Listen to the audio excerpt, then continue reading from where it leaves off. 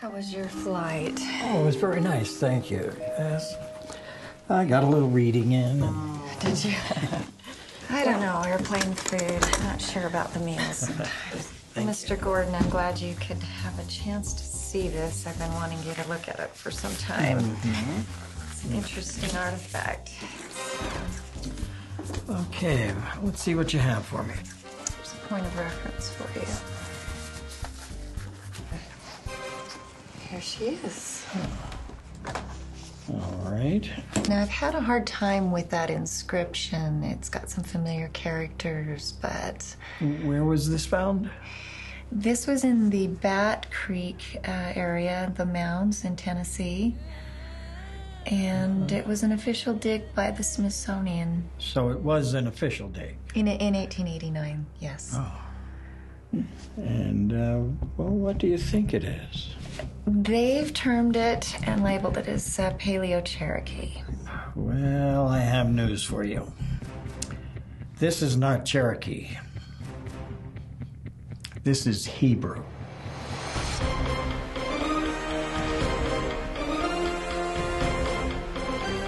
When you peel back the pre-Columbian history of the United States, you might just find the Book of Mormon.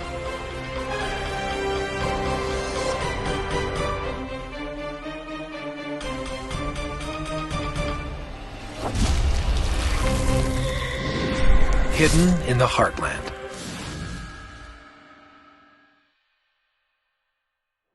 Firm Foundation President Rod Meldrum takes us to a little-known archaeological site in New Mexico. Sitting here on Hidden Mountain, just outside of Las Lunas, New Mexico, where we're in front of the Las Lunas Decalogue Stone. It's called the Decalogue Stone because it has the 10 Commandments written in an ancient Hebrew script. This Hebrew script was actually first learned about through Professor James Tabor of the University of North Carolina when he was interviewing the late Professor Frank Hibben. And Frank Hibben actually had been taken out here with a guide in the 1880s, and the inscription actually predates the arrival of any of the European explorers that came to America. Archaeolinguist Cyrusgordon suggests that the script is taken from the Samaritan alphabet, a descendant of the Paleo-Hebrew alphabet. So we have different locations with ancient Hebrew writing on it. The significance of that cannot be understated because of the fact that in the Book of Mormon, they talked about their language was primarily Hebrew. The plates that the Book of Mormon was written on, the gold plates, those had a language which was called Reformed Egyptian. But Moroni actually lamented, he actually said, if we could just write in Hebrew, there would be no imperfections in my record. One of the earliest recorded examples of Hebrew found in America goes back to 1815 in Pittsfield, Massachusetts. Joseph Merrick, Esquire, a respectable member of a local church, was leveling some ground in a place called Indian Hill. There, he found a thick black strap made of rawhide. There was a loop on each end, possibly made for the purpose of being carried. Inside the strap were 4 folded leaves of old parchment. The leaves were dark yellow and contained some kind of writing. The items were taken to Cambridge University, where it was determined they were Hebrew writings of Bible verses from Exodus and Deuteronomy. This event was recorded in a book called View of the Hebrews, written in 1825 by author Ethan Smith, pastor of a church in Poultney, Vermont. In his book, Smith makes the case that the Native Americans of North America could be part of the lost tribes of Israel. An example of the possible Egyptian influence in North America is located in the state of Tennessee. During the Depression years, Norris Basin in eastern Tennessee was about to be flooded for the construction of a new dam. But before the flooding, an archaeological study was done and published by the Smithsonian. They recorded evidence of an ancient civilization consisting of 23 sites. There were 29 mounds, half of them burial mounds. Also 54 wooden structures, most of which had fallen apart, being reduced to charcoal. We've got Egyptian coming out of Tennessee, which is really marvelous, simply because it was a site done by Smithsonian and archaeologists together.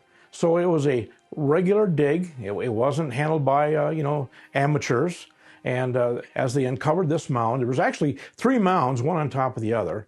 The first 2 layers were all Mississippian, which is 900 to about 1400 AD. They found small structures in Hopewell mounds called charnel houses, where they prepared the dead, and then they would burn them, and the bones would be reposited there, sometimes just cremated layers of ash, sometimes whole bodies. But the charnel houses are a normal thing because they're small. But this was a very large structure. It actually had stones inside, uncut stones. They were natural stones. They were broken down into piles. We could assume they were made into some type of receptacle, perhaps an altar. But they were confused in what they found. This archaeological survey caught the attention of British curator and biblical scholar jrendelharris. Jrendelharris, who was an Egyptologist of the day out of England, was involved with the dig to examine, to tell what he sees because of his expertise. And when he saw these things in the dig, plus when he found out all of the Native American names around that area in Tennessee, he just said there was Egyptian presence everywhere in the names, like Swanee and Sycamore, and even Tennessee itself. Tennessee is an Egyptian name by his interpretation. It means land of Isis. Tenna, land of, Essie, means Isis. Harris wrote a number of essays entitled The Afterglow Essays. Here, he makes the case that there was an Egyptian influence in Tennessee, and that this archaeological site did indeed contain an Egyptian temple. One thing is for certain, Tennessee does maintain a hint of Egyptian influence throughout the state.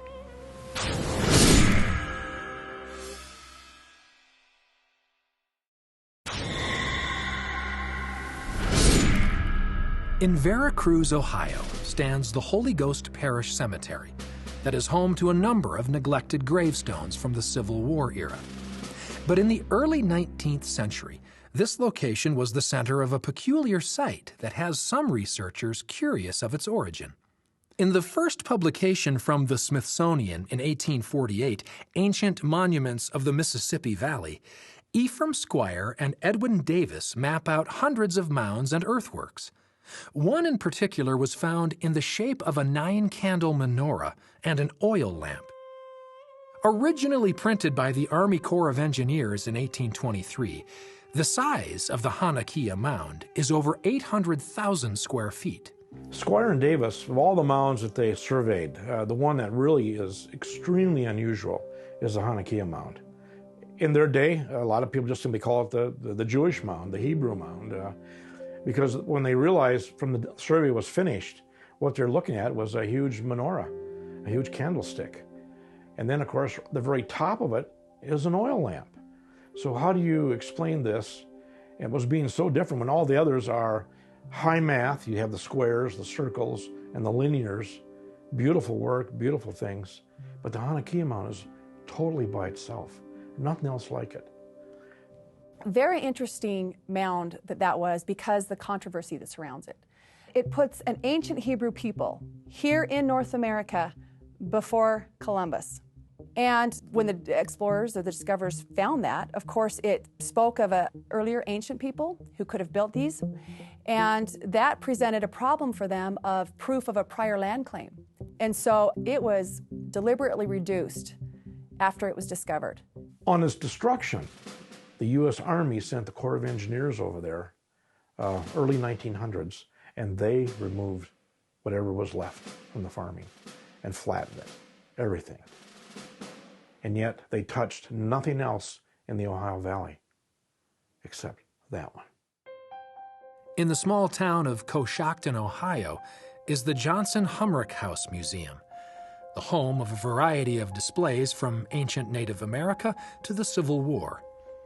One display in particular has set off a firestorm of controversy, known as the Newark Holy Stones. David Wyrick discovered the stones in 1860 in a cluster of Indian mounds near Newark, Ohio. Wyrick, by profession, was a surveyor, and he also happened to love Indian mounds. And of course, where he lived around that area of Newark, Ohio, with all the earthworks being there, everybody was digging on the earthworks. Even on a Sunday afternoon, people take a family picnic, go to the earthworks, sit down, take a shovel, and just start digging a hole. They're looking for whatever they can find. But Wyrick took it serious. He picked a burial mound that was outside of the actual Newark earthworks. He did a first dig there, and he found what we call the keystone. Wyrick continued digging in the mounds, and he picked one about 12 miles south of Newark. They called it at that time the Great Stack. At the bottom of the stack, they find, and I've heard two accounts, 12 mounds, and I've heard 13 mounds, in a circle, smaller mounds, around a single mound that was bigger. Wyrick went for the big one in the center. He digs it out, he gets down to the bottom, he finds an oak sarcophagus. They take the oak lid off, skeleton of a man laying right there, and it was on some kind of a platform. They recognized the platform. So they thought, well, maybe there's something below the platform. And going below the platform, that's when they found a stone box. And in that came out the Decalogue Stone. The controversy lies in the text on the stones, both written in a block Hebrew writing. One stone, known as the Decalogue Stone, has a figure in the middle with the 10 Commandments written all around the stone. On the stone has this depiction of a man in a long flowing robe, and over his head is written in perfectly legible Hebrew the word Moshe, which is Moses. Of course, they didn't know what they had. They couldn't read it. And they got some Jewish people involved, a rabbi, as I understand it. And the rabbi said, I can read this. And when they began the translation of the stone, it came out to be an entire and complete rendition of the 10 Commandments.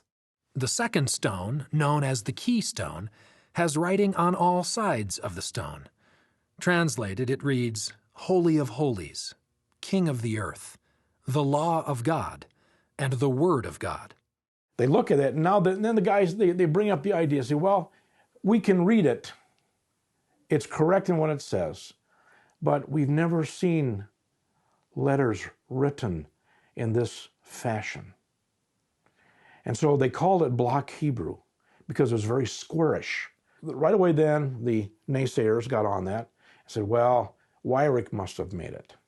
Well, how did he get out with 8 guys helping him dig? Well, because it went down, it took about 4 days to reach this thing, they said Wyrick had to come back at night, and he stuffed this thing into the ground so they could discover it the next day. Several years pass, Wyrick starts to fold under all the criticism, and he takes his own life. He overdoses with laudanum, which you could buy over the counter. He killed himself. That's a sad story, but it's real. Many of these out-of-place archaeological discoveries are generally dismissed, simply because most of them are found accidentally through farming or preparing for expansion. An archaeologist could not possibly be at every discovery in the United States. But one discovery in particular was performed during an official Smithsonian survey under the direction of Cyrus Thomas. It is known as the Batcreek Stone. When the mound was discovered, it was on Cherokee territory. The Smithsonian does a dig. All the digs were under charge of Cyrus Thomas. He was like the overseer. But the man doing it was Mr. Emmert, and Emmert was put in charge. He was the guy really in charge for the digging and the responsibility of everything that was discovered. And when they found a stone under the head of one of the 9 bodies that were there, which happens to be this stone right here, which is a very, very nice replica. Once the stone was found and cataloged, the Smithsonian deemed the inscription on the stone, beyond question, letters of the Cherokee alphabet. But it wasn't till the 1960s, when henriettemertz and Cyrusgordon, upon inspecting the stone, noticed it was printed upside down, and was in no way Cherokee inscription, but was instead Paleo-Hebrew. He went to the Smithsonian, he looked at this, and he says, this here is upside down, this is right side up, and this is a form of Paleo-Hebrew. They had miscategorized it as Paleo-Cherokee, when in fact it's perfectly legible Hebrew, and what it says when it's translated is for the Judeans. Even with him, the leading expert in academia When this stone went back to the Smithsonian to go on display, they put it back upside down and said, Cherokee script. They refused Gordon's work and his interpretation. More curious is the actual translation of the script from Hebrew. It is believed to be the end of a sentence that reads, "For the Judeans."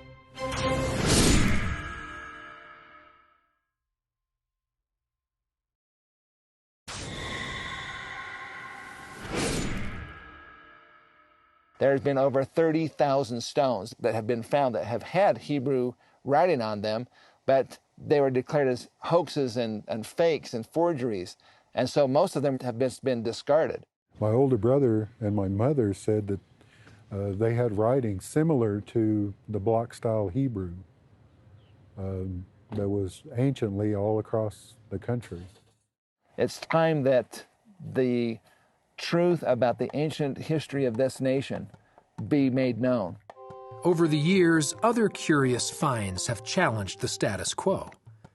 The legend of Chief Joseph and his Mesopotamian tablet, the Michigan relics, and the artifacts from the Burroughs Cave. It was about 1982 that Russell Burroughs related that he had been out in the woods and had fallen into a hole in the ground, which was actually a cave, and that as a result of that, he discovered a lot of artifacts, and most of them were inscribed stones, which were either Latin or Hebrew or Greek. And sometimes kind of a mixture. Different people have had different takes on Russell Burroughs and his artifacts, and some have felt that the artifacts were legitimate and represented some sort of ancient culture in the history of America. Others figured that they were just fakes that he had made himself. The Burroughs artifacts were just one more group of artifacts that don't fit the establishment paradigm. And therefore, the first reaction is that it must be a hoax because it doesn't agree with the worldview of ancient America that so many people hold. The fascination with these artifacts has definitely led to the possibility of many forges and fakes. But the question remains, can all of these materials be fake? And if they are fake, what purpose did they serve? It's hard to imagine how somebody could have forged and faked 30,000 artifacts and buried them over 7 states and dozens of counties. Anything that's found here that predates Columbus is considered, well, not real. Fake, fraudulent, someone's playing a trick. But the point is, you know, when the stuff keeps coming up to surface, you've got to stop and take notice.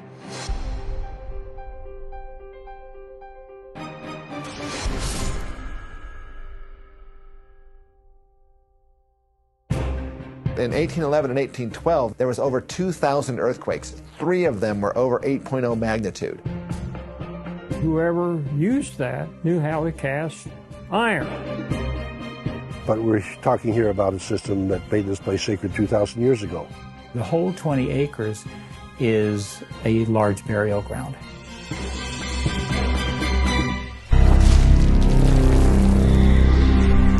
Hidden in the Heartland.